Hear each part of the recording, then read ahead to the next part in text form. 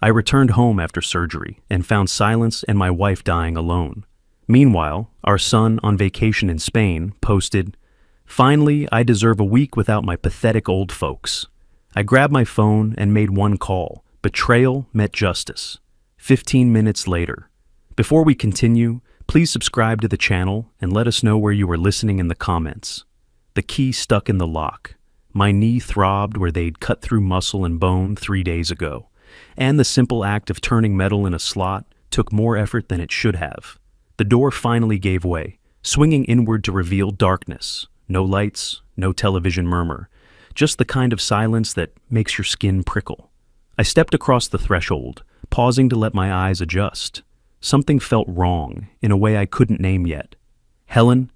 My voice sounded too loud in the stillness. "Chester?" Nothing. I moved through the living room, one hand trailing along the wall for balance, my cane tapping against hardwood I'd installed 30 years ago. The architect in me noticed details without trying. Curtains drawn at 2 in the afternoon, mail piled on the hall table, a faint staleness in the air. "Helen, honey, I'm home." The bedroom door stood slightly ajar. I pushed it open and the smell hit me first. Stale sweat and something else. Something human and wrong. She lay in our bed, sheets twisted around her legs, head turned toward the window, where afternoon light tried to penetrate heavy drapes. Her lips had a dried, cracked look. The water pitcher on the nightstand was bone dry, tipped on its side. "Helen?" Her eyes opened slowly, like it cost her something. Recognition flickered, then something that looked like relief mixed with shame. "Simon." The word came out as barely more than breath. "You're back." I crossed the room, forgetting my knee, forgetting everything except the way she looked. Diminished, fragile, wrong. My wife of 42 years, reduced to this. "What happened? Where's Chester?" 3 days, she whispered. "He promised he'd come back." The words landed like stones in still water. I pulled the chair closer, sat down carefully, and took her hand. It felt like paper, dry and delicate. "When did he leave, Helen?" "Tuesday. I think Tuesday." Her eyes searched mine, looking for something I wasn't ready to give yet. "He said just 2 days. Quick trip. Had to get away for a bit. He'd earned it," he said. Tuesday. I'd gone into surgery Wednesday morning. Today was Friday. The math assembled itself in my head with architectural precision. "Did he leave you water?" "He brought the pitcher, filled it. I remember that." She swallowed with visible effort. "I couldn't. The wheelchair's in the corner. I couldn't reach." I looked. The wheelchair sat against the far wall, impossibly distant from the bed. Chester knew his mother couldn't walk unassisted. He'd positioned it there anyway. "I'm calling for help," I said, pulling out my phone. "Don't be angry with the boy." I didn't answer that. The dispatcher picked up on the second ring, and I gave our address in the calm voice I'd perfected over 40 years of dealing with contractors and clients. My hands stayed steady. That would come later. The paramedics arrived in 14 minutes. I opened the door for 2 women who moved with practiced efficiency, asking questions while they worked. How long had she been without fluids? Did she have any medical conditions? Where was her caregiver? "My son," I said, watching them check Helen's vitals. "He was supposed to be here." They exchanged a look I'd seen before, in other contexts. The kind of look that says everything without saying anything. "She could have," the younger one started, then stopped. "We need to transport her." "I'll follow," I said. After they wheeled her out, I stood in the empty bedroom, looking at the evidence. Unopened medication bottles lined up on the nightstand. A glass just out of reach. The wheelchair, deliberate in its distance. I checked Chester's room next. Clothes scattered across the floor, drawers yanked open, hangers empty. The passport that usually lived in his desk drawer was gone. I knew because I'd seen it there last week, when I'd borrowed his printer. The front door opened as I came back down the hall. Mrs. Patterson from next door, carrying a casserole dish wrapped in aluminum foil. "Simon, you're back. How's the knee? Have you seen Chester?" She blinked at the question, at something in my tone. "Tuesday morning early. He had big suitcases. Said something about finally getting a break." She smiled uncertainly. Looked happy. "Tuesday. Is everything all right?" "Everything's fine. Thank you for checking." I took the casserole and closed the door with careful control. In the kitchen, I found takeout containers in the trash, Chinese food, 1 meal's worth. Chester had eaten before he left, sometime Tuesday morning, fed himself, packed his bags, and walked out while his mother slept. My phone felt heavy in my pocket. I pulled it out, opened the browser, navigated to Chester's profile. The page loaded slowly, and for a moment, I almost hoped it wouldn't load at all. Then the images appeared: bright sun, turquoise water, a cocktail glass sweating condensation, Chester's grin, wide and carefree, sunglasses pushed up on his head. The location tag said, Barcelona. The post was 2 hours old. I scrolled to the caption. Finally a week without the pathetic old folks. The words sat there on the screen, pixel-arranged proof of something I'd maybe always known, but never let myself see. My son, my only child. The boy I'd taught to ride a bike and helped through college, who'd moved back home 5 years ago when his tech startup folded, who'd promised to help care for his mother while I recovered from surgery. Pathetic old folks. I took a screenshot. Force of habit from years of documenting architectural plans and client agreements. Evidence. Then I set the phone down on the kitchen table, face down, with the kind of precision that comes from not trusting what your hands might do if you're not careful. The house settled around me, quiet except for the hum of the refrigerator. Somewhere in Spain, Chester was drinking expensive drinks and laughing about his week of freedom. Here, his mother was in an ambulance, being treated for dehydration that could have killed her. Could have. I said the words aloud, testing them. Could have killed her. The architect in me had always understood structures, load-bearing walls, the way a single point of failure could bring everything down. I'd spent my career making sure buildings didn't collapse, that foundations held firm, that people stayed safe inside walls I'd designed. Chester had wanted a break from the burden of caring. He'd wanted freedom from obligation, from the weight of elderly parents who slowed him down and reminded him of mortality and responsibility. I set the phone down carefully, very carefully. My hands weren't shaking anymore. The hospital coffee was terrible and cold by the time I got around to drinking both cups. I'd bought 2 that morning, one for Helen, one for me. But she'd been sleeping when I arrived, and the nurse said to let her rest. So I sat in the corridor near her room, watching morning light stream through tall windows, and drank both cups while they went from lukewarm to cold. Bitter. Like the clarity that had settled over me sometime around 3 in the morning. I'd spent the night in a chair beside Helen's bed, listening to machines beep and watching fluids drip through tubes into her arm. The doctors said she'd be fine, dehydrated, exhausted, early signs of bed sores, but fine. Another day, and the outcome might have been different. Might have been. Around 8, Helen's eyes opened. She looked at me, and I watched recognition move through confusion to understanding. She knew that I knew. The truth sat between us like a third person in the room. "You saw his post," she said. I didn't answer right away. There wasn't much to say. "He didn't mean it. He's young, frustrated. She swallowed, and I poured fresh water into her cup, held it while she sipped. "We're difficult. You almost died, Helen." "But I didn't, and he's still our son. Promise me you won't—" "Rest," I said, squeezing her hand. "Please, just rest." She studied my face, looking for something. Whatever she found there made her close her eyes again. I stayed another hour, then told the nurse I'd be back later. The drive home took 20 minutes. My knee complained as I worked the pedals, but the pain felt distant, manageable. Everything felt manageable now, in a way it hadn't 12 hours ago. I pulled into the driveway and noticed Chester's car was still in the garage. Of course, he'd taken an Uber to the airport. Efficient. The kind of planning that goes into a successful escape. Inside, the house looked different in daylight. I'd been too focused on finding Helen yesterday to notice smaller details. Now I saw them. A coffee mug in the sink. Chester's laptop charger still plugged into the kitchen outlet. His favorite hoodie draped over a chair. And then I heard the refrigerator close. I turned. A woman stood in my kitchen, holding a yogurt and one of Helen's good silver spoons. Mid-30s, dark hair, wearing one of Chester's old college sweatshirts like it belonged to her. "Oh," she said, not looking particularly surprised. "You're back. Helen okay?" It took me a moment to place her. Stephanie, Chester's girlfriend. No, fiancée now, wasn't it? He'd mentioned her a few times, usually when he needed money for dinner or concert tickets. Why are you in my house? She raised an eyebrow, spooning yogurt into her mouth with Helen's silver. Chester's house, technically, eventually. She laughed, a short sound without much humor. I'm staying in the guest room. He said it was fine. He doesn't own this house. Yet.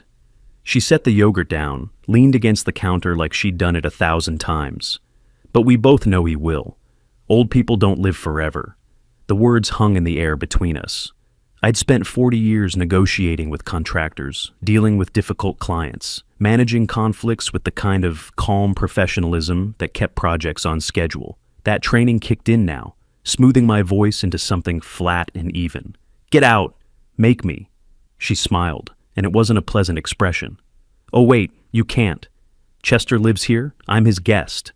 This is my house, I built it, I designed every corner. And Chester's your only child, heir, sole beneficiary. He told me all about the will. She examined her nails, casual. It's sweet, really. You leaving everything to family. Things change. Not wills, not at your age. Too complicated, too expensive. She picked up the yogurt again. Besides, Chester said you're old school. You'd never cut off your own son. I moved carefully toward the study, each step measured. You'd be surprised what I can do. Where are you going? My study. Feel free to let yourself out. Behind me, I heard her laugh again, heard the refrigerator open and close, heard her moving through my house like she had every right, like it was already hers. In the study, I closed the door and stood for a moment, letting my breathing settle. The safe was behind the bookshelf, hidden in a cavity I'd designed into the wall when I'd built this place. Only Helen and I knew about it. The combination was our wedding date, which Chester had never bothered to remember. The door swung open with a quiet click. Inside, among other documents, was the will. I'd drawn it up 15 years ago, when Chester graduated college and we'd still believed he'd make something of himself. Everything split between Helen and Chester, with Chester getting the house when we were both gone. I pulled it out, carried it to the desk, laid it flat under the green-shaded lamp. The paper looked official and permanent, all those legal words arranging our lives into neat categories and clauses. Sole beneficiary. I left the will on the desk and pulled out my phone. Angela Ray had been my attorney for 20 years, handling everything from business contracts to estate planning. Her number was in my contacts under legal. She answered on the third ring. Simon, is everything all right? It's late. I glanced at the clock. 7:30. Not late, but later than I usually called. I need to change my will, completely. Remove my son. Silence on the other end, the kind that means someone's recalculating. That's significant. Can this wait until normal business hours? No, tomorrow morning. First appointment. This is urgent. Another pause. When Angela spoke again, her voice had shifted into a different register, the one she used for serious legal matters. Understood. 9 a.m., my office. Bring current documents and identification. I'll be there. Simon, she said, and something in her tone made me stop. These kinds of changes, are you certain? I've never been more certain of anything. After I hung up, I sat in the darkness of my study, the will still on the desk in front of me, Stephanie's movements audible somewhere in my house. The document represented 40 years of building something, of believing family meant protection and continuity. Chester had been the foundation of that belief. Foundations could be rebuilt. I'd done it before with buildings that needed saving. You exposed the damage, cut away what was rotten, and poured new concrete. By this time tomorrow, that piece of paper would mean nothing. And Chester, he'd finally gotten his break. Permanent. Angela Ray's waiting room smelled like leather and old money. I sat in one of those expensive chairs that made you feel important, or at least like your problems were worth expensive solutions. Through the glass door, I could see Angela's mahogany desk, the walls lined with legal texts that probably cost more than most people's monthly rent. I'd arrived 15 minutes early. The manila envelope on my lap contained everything. Screenshots printed in color, Helen's hospital discharge summary, the old will with Chester's name highlighted as sole beneficiary. My knee throbbed, a dull reminder of surgery that felt like it had happened months ago instead of days. The receptionist smiled at me over her computer. She's ready for you, Mr. Watkins. Angela's office was exactly what I'd expected. Professional, efficient, the kind of space where serious things got done. She stood when I entered, shook my hand with the right amount of firmness. "Simon, please sit." She gestured to a chair across from her desk. "Tell me exactly what happened. Start from when you got home." I arranged the documents on her desk in chronological order. Timeline first, medical records second, social media evidence last.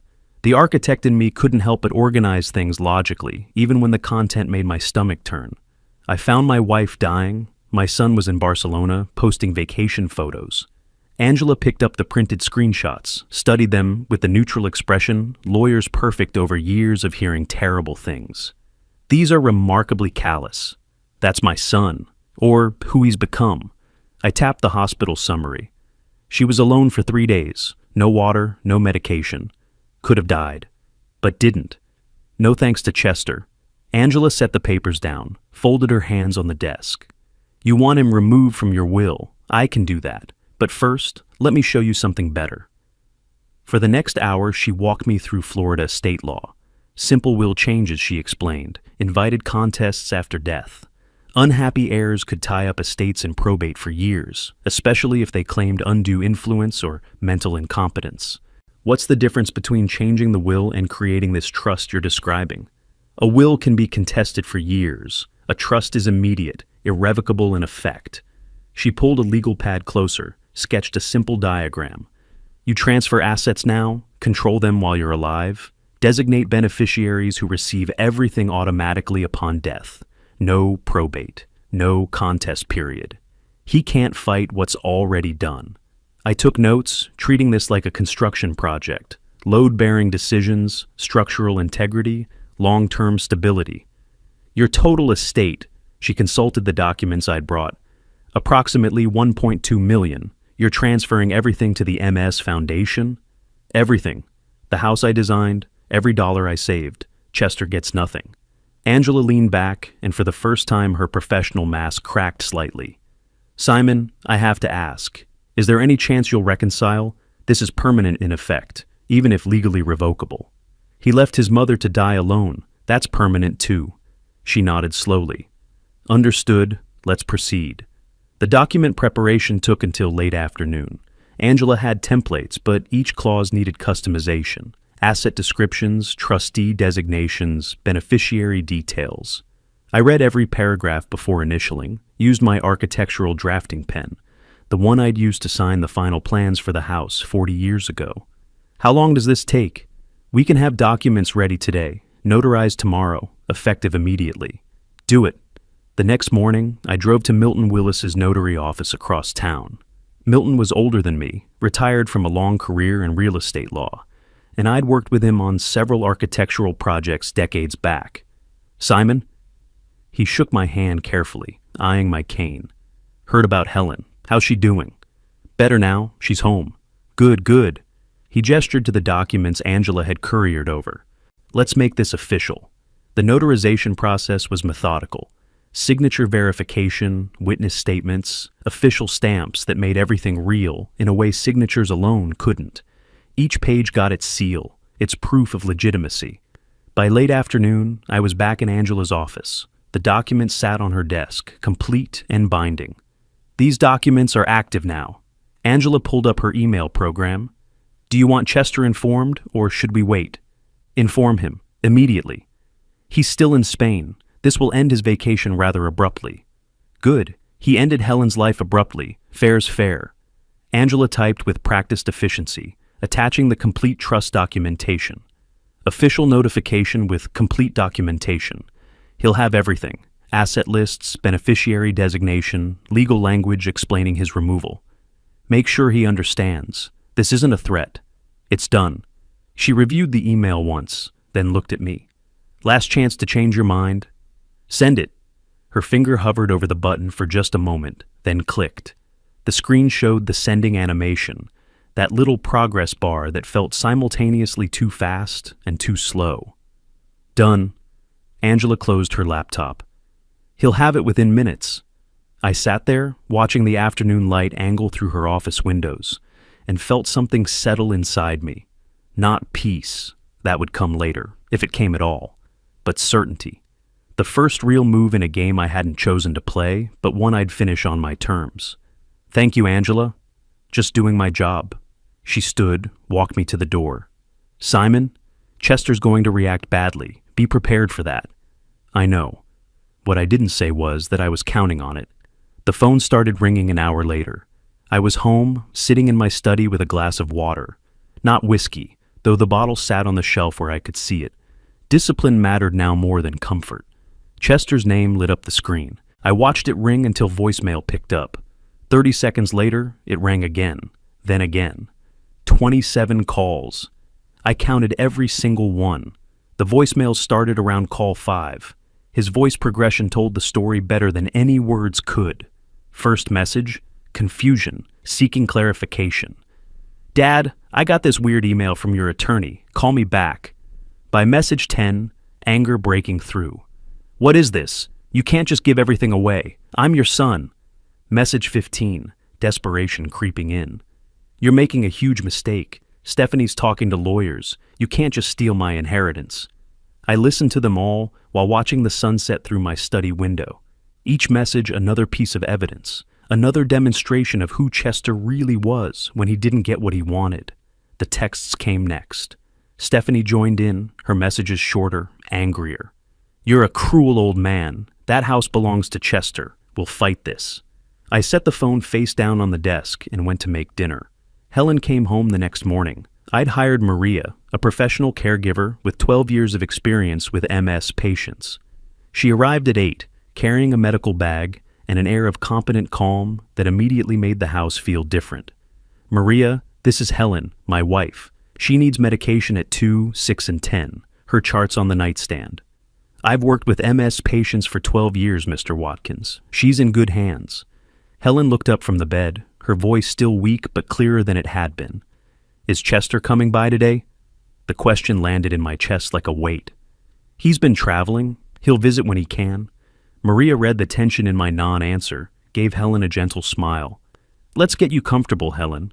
Can you tell me about your medication schedule? I left them to it and went back to the study. The waiting was the hardest part. I knew Chester would come. Emergency flight from Barcelona to Tampa, then the drive down to Sarasota. Expensive, last minute, probably wiping out whatever money he had left. The thought didn't bother me at all. He arrived on the 6th evening, just after 7. I heard the car door slam, then his key in the lock. He still had his key, still had access but no ownership. The irony wasn't lost on me. Where are you? His voice carried through the house. Dad! I stood in the living room, positioned carefully so my back was to the hallway, not the wall. Physical space mattered in confrontations. You're back early. Barcelona not agree with you? He appeared in the doorway. 10+ hours on a plane showed in every detail. Bloodshot eyes, wrinkled clothes, hair unwashed and pulled back into a sloppy ponytail. Stephanie followed a step behind, looking uncertain for the first time since I'd met her. Don't! Chester's voice shook. Don't you dare joke! What did you do? The trust, the foundation, everything to charity? I made arrangements for my estate. Adults do that. Your estate? That's my inheritance. You can't give it all away. Actually, I can. I did. I kept my voice level, conversational even. The calm seemed to enrage him more than shouting would have. This is because of Mom. She's fine. She's home now, right? No thanks to you. You left her to die.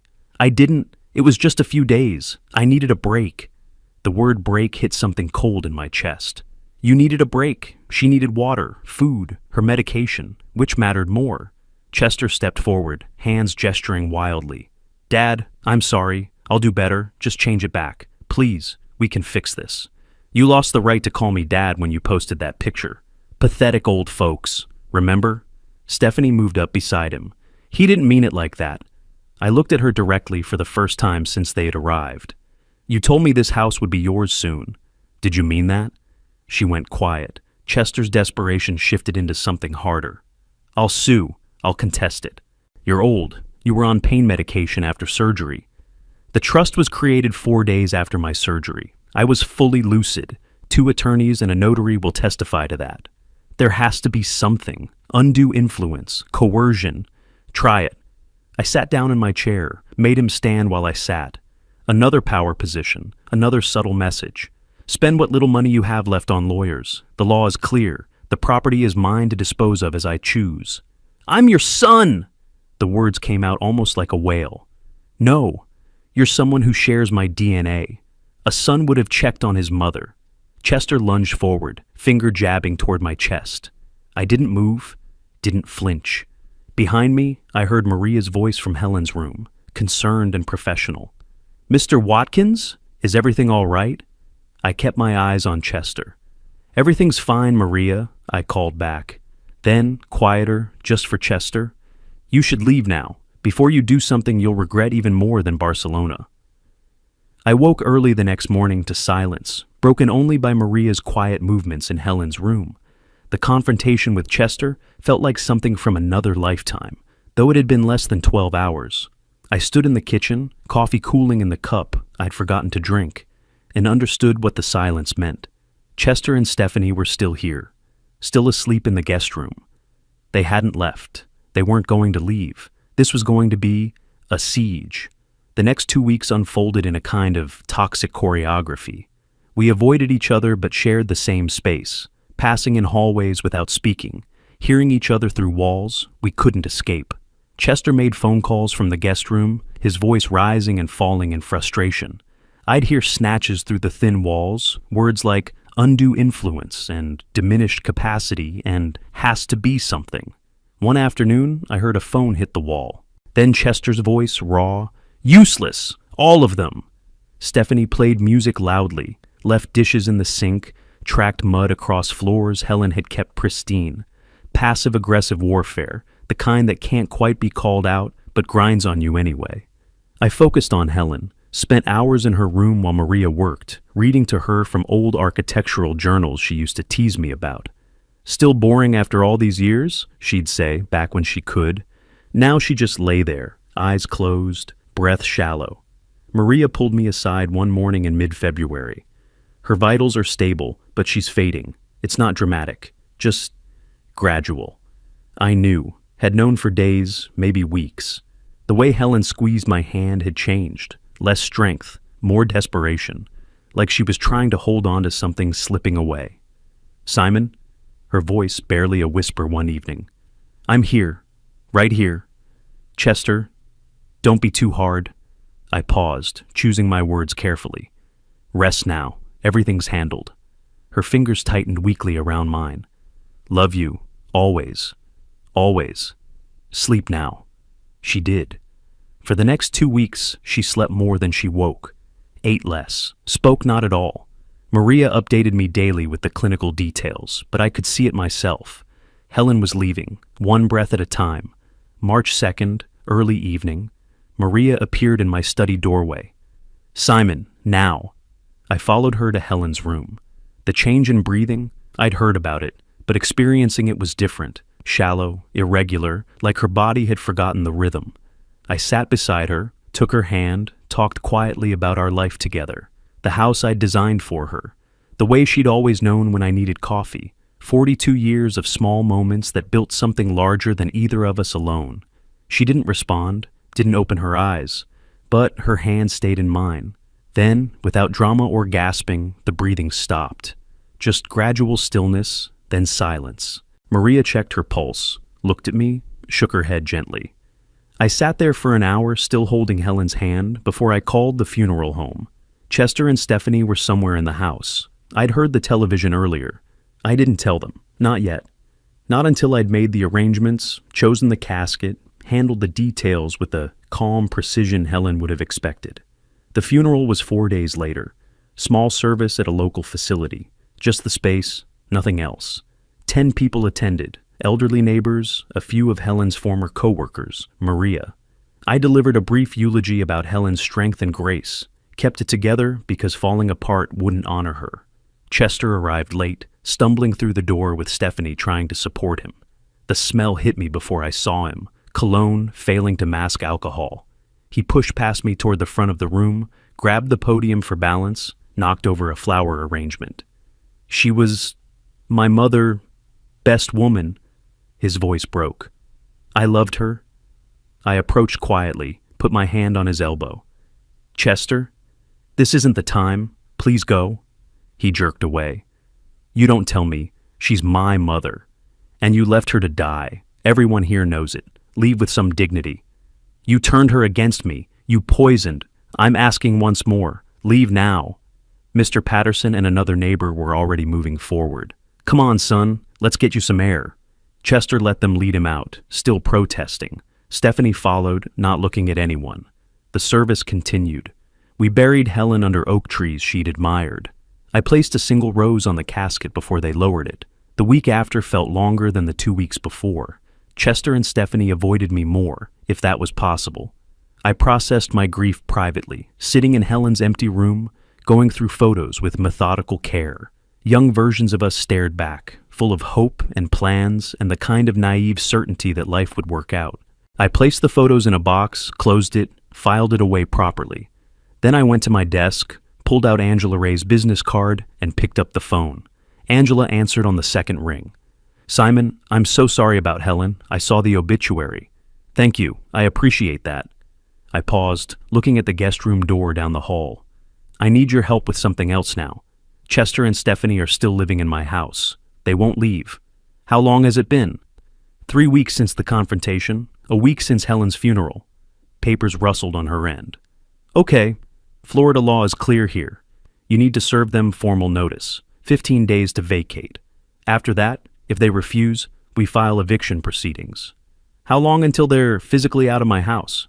"Realistically, if they don't leave after the court orders it, sheriff's removal takes a few days. 6 weeks total from today." 6 weeks. 6 more weeks of footsteps overhead, of hostile silences, of Stephanie's music and Chester's late-night drinking. Then we do it right, start the paperwork. The notice went out March 11th via certified mail. Milton Willis handled the sending. Everything documented, trackable, official. Chester signed for it on the 12th. I know because I had the tracking number, watched it update online. Delivered, signature required, received. I heard him crumple the notice, throw it across the kitchen. "Evict me? Your own flesh and blood?" I didn't look up from my newspaper. My flesh and blood left his mother to die. The courts don't care about DNA. "Where am I supposed to go? We have no money." "You had money for Barcelona. Figure it out." Stephanie tried diplomacy for the first time since Helen's death. "Simon, please. We can pay rent. We'll contribute." "No, this isn't negotiable. You have until the 26th. I marked the calendar in my study. Each day, a small X. March 14th, 15th, 16th. The house felt like it was holding its breath, waiting. They didn't leave. March 26th came and went. I took photos through my study window, Chester's car in the driveway, lights on in the guest room. Documentation. Mrs. Patterson from next door signed a statement confirming their continued presence. I called Angela the next morning. "They're still here. You want to proceed with the lawsuit?" "Immediately. I've documented everything." "Okay, I'll file tomorrow morning. You'll need to be present for the hearing." I wouldn't miss it. The lawsuit filed March 27th. The hearing got scheduled for April 15th, 19 days away. The legal machinery had started grinding, slow but inexorable. April 1st, a process server appeared at my door. Professional woman, clipboard, and legal papers. "Is Chester Watkins present?" "Guest room, down the hall." She knocked. Chester opened the door, shirtless, confused. She handed him the papers. "You've been served. Have a nice day." He stood there holding them, reading, face going through stages of disbelief. "You're actually suing me, your own son. You made your choice in Barcelona. I'm making mine now. Mom would be ashamed of you." I finally looked up from the newspaper I'd been pretending to read. "Your mother asked me not to be too hard on you, but she also asked you not to leave her alone. We both broke promises." He retreated to the guest room. I heard raised voices, Stephanie's frustrated tone, Chester's defensive responses. "April 5th, Angela called. You got countersued. Chester's claiming you were mentally incompetent when you created the trust. I'd been expecting this. Desperation makes people predictable. I was 4 days post-surgery, knee replacement, local anesthetic, some mild pain medication. Were you impaired during our meeting? You were there, was I? You were sharper than most clients." Her voice carried certainty. "We have witnesses, me, Milton, my paralegal, plus video timestamp from office security showing you lucid and deliberate. So he can't win. He can try, but this is desperation, not a legitimate legal strategy. It'll fail. Question is whether you want to countersue for frivolous litigation. I considered it. More legal fees for Chester, more pressure, more consequences. Let's see how the eviction hearing goes first. Fair enough. Start gathering every piece of documentation you have, medical records, pharmacy receipts, anything proving you were clear-headed after surgery. Already done. I had boxes organized by date in my study. Every prescription, every follow-up appointment, every lucid conversation documented in Maria's care notes. Of course you do. Angela actually laughed. Simon, we're going to bury this claim, and then we're going to bury him in that eviction hearing. I smiled for the first time in weeks. That's the plan. I stood in my closet the week before the hearing, selecting a suit. Navy blue, conservative, respectful. Not for Chester, for the judge. On my desk sat 3 binders, witness statements, medical records, timeline documents. Angela had called my preparation overkill. I'd called it architecture. Every detail mattered when building a case. April 15th arrived with Florida sunshine and the kind of clarity that made everything sharp-edged. The Sarasota County Courthouse smelled like floor polish and anxiety. Angela and I arrived 30 minutes early. Chester and Stephanie showed up 12 minutes late, trailing a young attorney who looked fresh from law school. Judge Martinez was middle-aged, efficient, the kind of person who'd heard every excuse twice. She read through the filings quickly while we waited. Mr. Watkins, you're evicting your son from your home. Can you explain why? I kept my voice level. Your Honor, Chester Watkins abandoned his bedridden mother for a vacation overseas. She nearly died from neglect. He's not my son in any meaningful sense anymore. Chester's attorney stood quickly. Objection. Irrelevant to the eviction proceeding. Overruled. Judge Martinez didn't look up from the documents. It establishes why there's no informal family arrangement. Mr. Watkins has legal right to his property. Angela presented our case like she was building a wall, brick by brick, certified mail receipts, timeline documentation, no lease agreement, no rent payment history.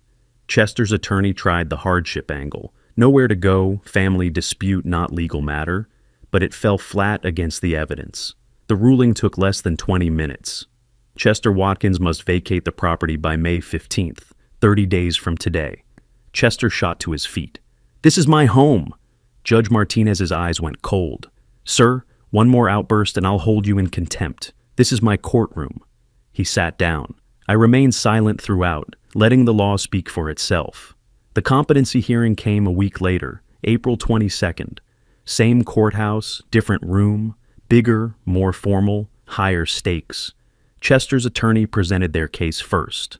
My age, 68. The surgery timing, 4 days post-operation. Pain medication records showing prescriptions filled. Then Angela began dismantling it. Medical records. I'd been prescribed only mild over-the-counter pain relievers, not narcotics. The surgeon's affidavit, minor procedure, local anesthetic, no expected cognitive impairment.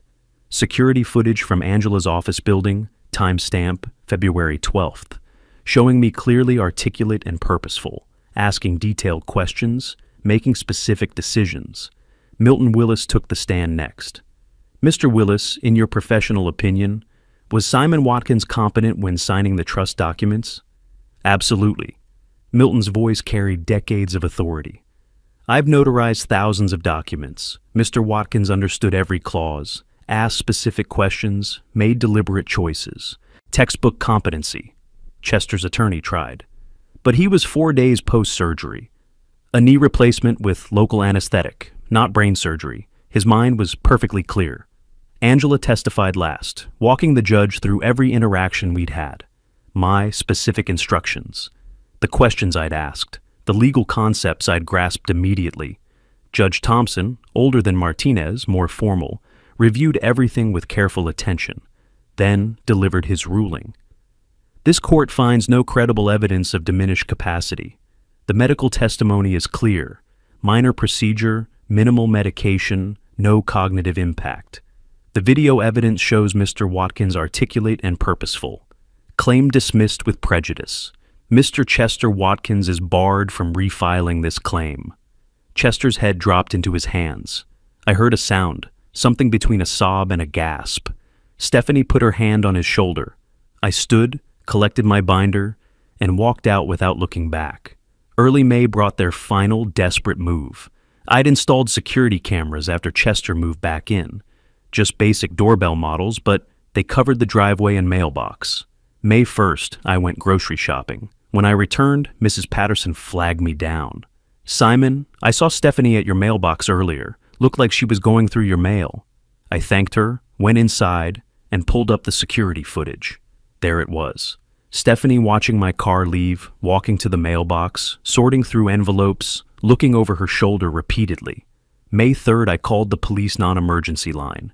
2 officers arrived that afternoon. I showed them the footage, explained the situation. They interviewed Stephanie while Chester was out, apparently at a job interview, though I doubted that would lead anywhere. "Ma'am, why were you going through this mailbox?" Stephanie's voice wavered. "I was checking if my mail had arrived. I'm staying here temporarily." "Do you have legal residence here?" "Chester lives here." "I'm with Chester. Mr. Watkins says Chester is being evicted. You're not supposed to touch this mail. Clear?" "Yes." "Clear." The officers wrote up a report. Federal mail interference, 18 U.S.C., made Reverend 1708. Not enough for criminal charges, but enough for an official record. They warned Stephanie not to touch the mailbox again. I filed the police report in my binder with everything else. The days crawled toward May 15th. The house atmosphere had moved beyond toxic into something else. Defeated acceptance. Chester stayed in the guest room mostly, barely speaking. Stephanie packed systematically, reality settling in. May 10th, a small moving truck appeared in the driveway. I watched from my study window as they loaded boxes and furniture.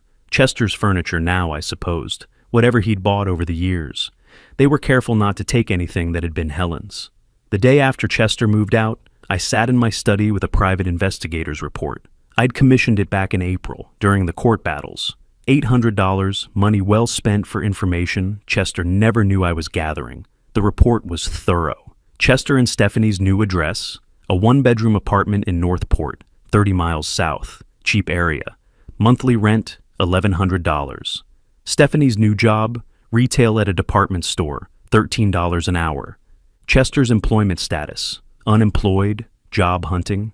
There was more. The house I'd given Chester 5 years ago, the one he'd lost to a property owner named Herman Olson in a poker game. The PI had tracked that down too. Herman Olson, 53, professional gambler, owned 6 rental properties across Bradenton, lived at 847 Palm Avenue. I'd spent the week planning. Now, May 20th, I drove north toward Bradenton. Herman's house was nice. 2-story Mediterranean style, well-maintained yard, expensive cars in the driveway. The kind of home that came from successful business, whether legal or not. He answered the door himself. Big man, solid, with the kind of handshake that meant something. "Mr. Olson, I'm Simon Watkins. I believe you won a house from my son in a poker game." He studied me for a moment, then nodded. "Come in." His living room was comfortable, professional. I noticed the poker table visible through an archway, green felt, good lighting. This was where Chester had bet everything on nothing. "Your son's a terrible poker player," Herman said, pouring coffee I hadn't asked for. "Worst I've seen." "He's terrible at a lot of things. Poker's just one of them." Herman smiled slightly. "I'm guessing you're not here for sympathy." "I'm here to buy the house back. It's not for sale. Good property, decent rental income." I pulled out the deed from my briefcase. When I gave that house to Chester 5 years ago, there was a deed restriction. No transfers for 10 years without my consent. Herman's expression shifted. "I didn't see any restriction. My attorney checked." "Check again. Section 4, Clause B. It's recorded with Manatee County, public record since 2020. He took the document, read carefully. His jaw tightened. "This says, you're saying the transfer isn't valid. I'm saying you're holding property you don't legally own, which makes this conversation very important for you." Silence stretched between us. I watched him calculate, the way good poker players do.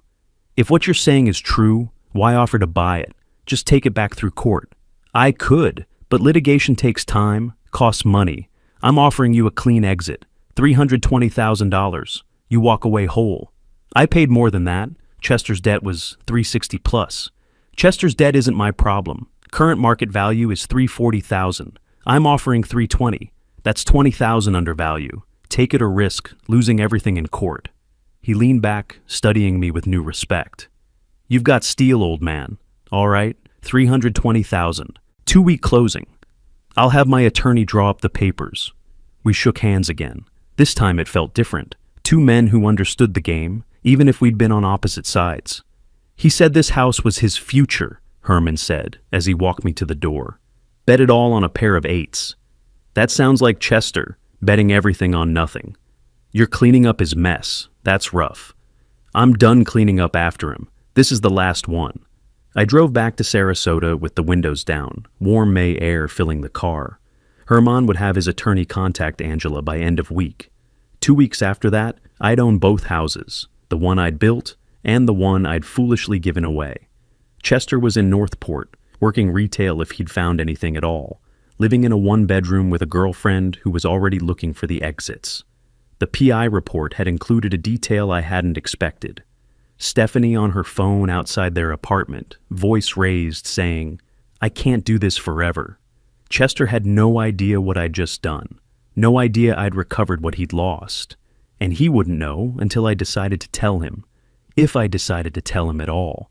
That uncertainty, that was its own kind of justice. The closing attorney's office in Bradenton had that polished, professional atmosphere where serious transactions happened. May 31st. Herman Olson sat across from me, both of us flanked by attorneys. Documents slid across the mahogany table, deed transfer, wire confirmation, keys on a small ring. $320,000 changed hands electronically. Numbers on a screen, wealth redistributed with keystrokes. Herman signed the final page, pushed it toward the notary, then looked at me with something that might have been respect. "You know, I actually feel bad for your son. Losing this place the way he did." "Don't. He didn't lose it. He threw it away. There's a difference." "Fair enough." Herman stood, offered his hand. "You played this smart, clean. Wish more people handled things like this." I shook his hand firmly. "I'm not handling things. I'm correcting mistakes, his and mine. The mistake of giving him too much. The mistake of thinking he'd earned it." I drove back to Sarasota with 2 sets of keys, 2 property deeds. At home, I placed both deeds in my safe, side by side. One house I'd built with my own hands. One house I'd given away foolishly and now recovered. Combined value, over $1 million. Chester had no idea. That ignorance was about to become useful. June 5th, I met with Angela in her office. One more legal action, final psychological strike. She pulled up Florida statutes on her computer. "Tell me what you're thinking." Filial responsibility. Statute 742.031. Adult children financially responsible for parents' medical care under certain circumstances. Angela leaned back, studying me. "Simon, this claim is weak. Florida filial responsibility is rarely enforced. Judges don't like it. You paid for Helen's care voluntarily. Hard to prove necessity under the statute. You likely can't win this." "I don't need to win. I need him to think he could lose." Understanding crossed her face. "You're weaponizing the legal system for psychological warfare. I'm using every tool available, just like Chester used my trust when he abandoned his mother." She drafted the letter over the next hour. $47,000 in medical costs, Nurse Maria's wages, medications, medical equipment, doctor visits. Every receipt I'd saved, every invoice, itemized in legal language. Failure to respond within 30 days will result in filing lawsuit in Sarasota County Court. I reviewed the draft 3 times, made edits to strengthen the threatening tone, watched Angela seal the envelope, affix the certified mail label. The letter arrived at Chester's Northport apartment on June 6th. I didn't need to be there to know what happened next. Mrs. Patterson's nephew, the landlord, reported the highlights. Chester received the certified letter, had to sign for it. Opened it with Stephanie present. First paragraph informed him I'd repossessed the house he'd lost to Herman Olson. Second paragraph demanded $47,000 for Helen's medical care under filial responsibility statute. According to the landlord's account, Chester made frantic phone calls, legal aid hotlines, free consultation services. The responses he got were variations of the same theme. The statute exists. Application is complicated, depends on circumstances. You need representation. Representation he couldn't afford, which meant he couldn't afford to ignore the claim. Stephanie's response, as reported, "I can't do this anymore. This is your family, your mess." June 10th, late afternoon. I was in my study when the doorbell rang. Through the window, I saw Chester on my porch, thinner, disheveled, exhausted in a way that went beyond physical tiredness. I opened the door. He stood there, hands fidgeting, shoulders hunched. "Dad, please, can we talk? Please." I stepped aside, let him enter. We stood in the living room. I didn't offer him a seat. "Dad, I know I messed up, badly, but I'm trying. I'm working, You're working because you have no choice, not because you've changed. That's not fair. You don't know. I know exactly who you are. You showed me in Barcelona. You showed me every day your mother needed you and you weren't there." His voice cracked. "She forgave me.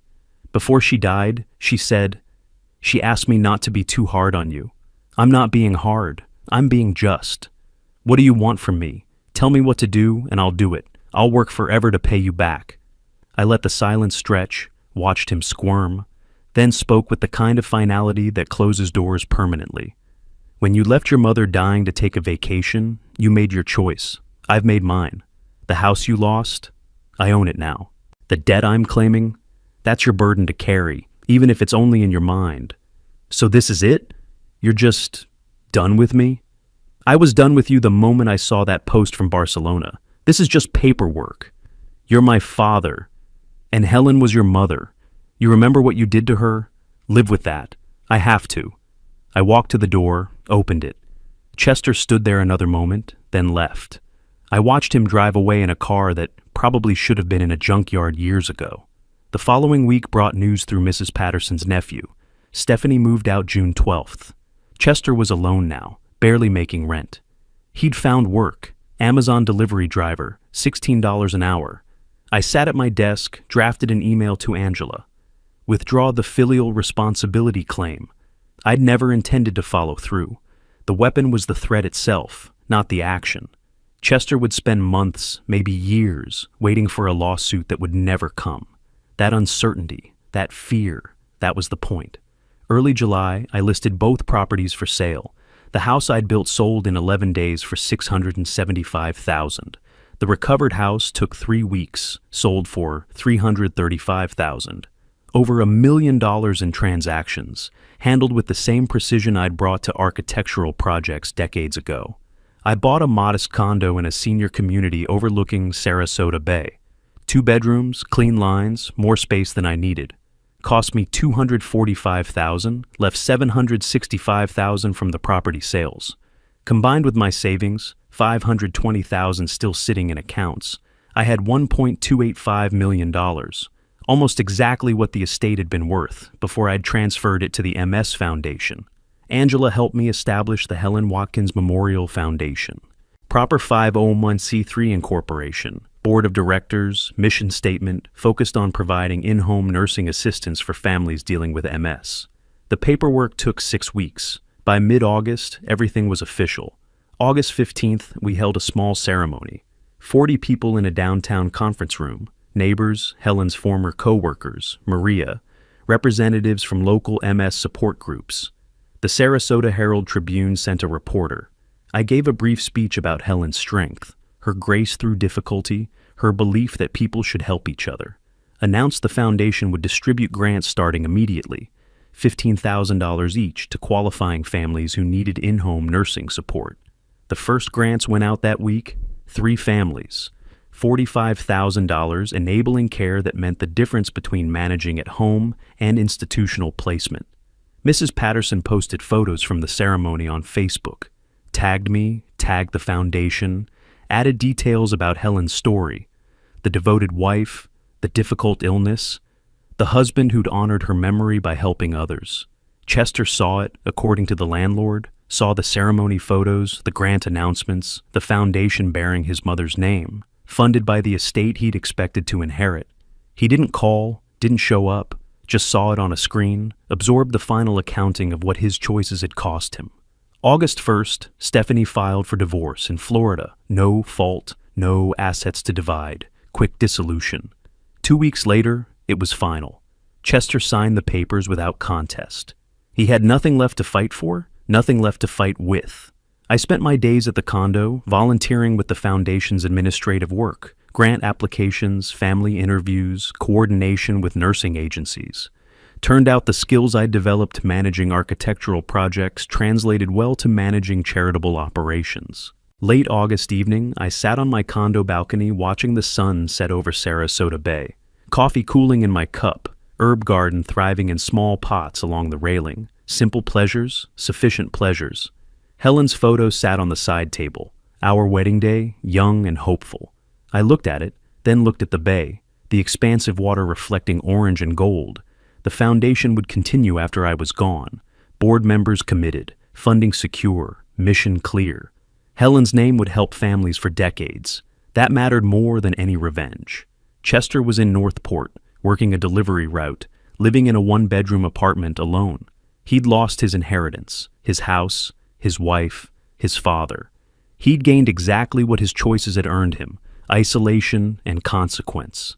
I'd achieved what I'd set out to achieve, justice, not vengeance, punishment proportional to harm. Helen honored, not through bitterness, but through purpose.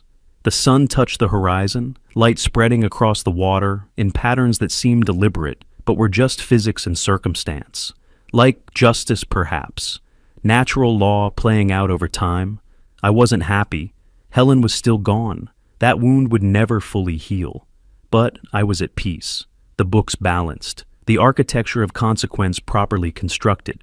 Chester living with his choices. Helen's memory living in meaningful action. I finished my coffee, stood, brought the cup inside. Tomorrow I'd review grant applications. Next week, visit families who'd received assistance. Build something positive from the wreckage Chester had created. The difference between us, I'd realized over these months, wasn't intelligence or opportunity. It was understanding that actions have weight, that choices echo forward, that family means more than blood. It means showing up when someone needs you, even when it's difficult, especially when it's difficult. Chester never learned that, maybe never could. I'd stopped trying to teach him. Now I just lived the lesson myself, helping families who understood what he never would, that caring for someone isn't a burden, it's a privilege, and when you fail at it, you lose more than money or property. You lose the right to call yourself family. The bay darkened as night settled in. I stood at my window, looking out at water and sky and the lights of a city where I'd spent my life building things. Buildings, relationships, a reputation. Now, a foundation that would outlive me.